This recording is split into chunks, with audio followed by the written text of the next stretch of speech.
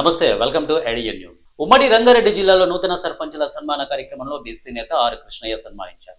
వికారాబాద్ జిల్లా నూతన సర్పంచుల కార్యక్రమంలో జాతీయ బీసీ సంఘం అధ్యక్షులు ఆర్ కృష్ణయ్య, బీసీ ఐక్యవేదిక తెలంగాణ రాష్ట్ర అధ్యక్షులు బేరి రామచంద్ర యాదవ్ సన్మానించారు.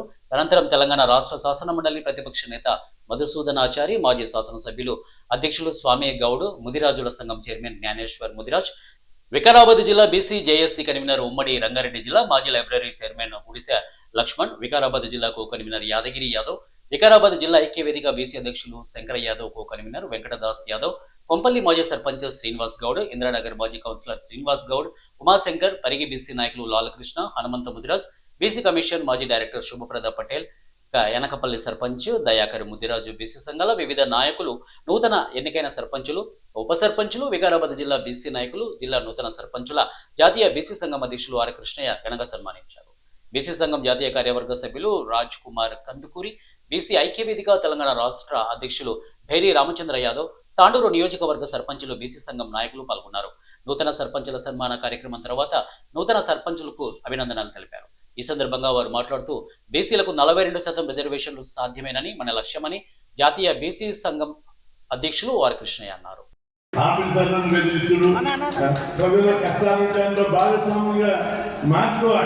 ప్రజలకు ఏం కష్టాలు ఉన్నాయి, మెయిన్గా పోలీస్ స్టేషన్ ప్రాబ్లమ్స్ వస్తాయి. సర్పంచ్ అంటే మీరు తక్కువ కాదు, చాలా పవర్ఫుల్ పోస్ట్. ప్రజలకు ఏం కష్టం వచ్చినా సర్పంచ్గా మీ బాధ్యత ఉంది.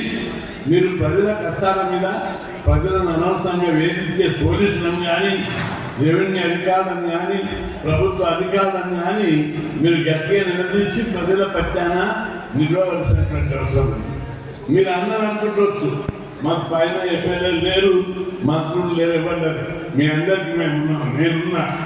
మీ మీద ఈగ వాళ్ళ మీద ఎవరు దౌర్జన్యం చేసినా, ఎవరు బీసీ సర్పంచుల మీద హెచ్చరిక ఉపన్య చేస్తున్నా, చాలా చోట్ల నాగర్ కర్నూలు నుంచి, మహబూబ్ నగర్ నుంచి, వికారాబాద్ నుంచి, కరీంనగర్ నుంచి చాలా ఫిర్యాదులు అందుతున్నాయి. మొన్న మహబూబ్ నగర్లో ఫిర్యాదులు వచ్చాయి. మమ్మల్ని బీసీ సర్పంచులను అగ్రకులాలను, రెడ్లు, ఎలమలు, కమ్మలు వేధిస్తున్నానని చెప్పారు.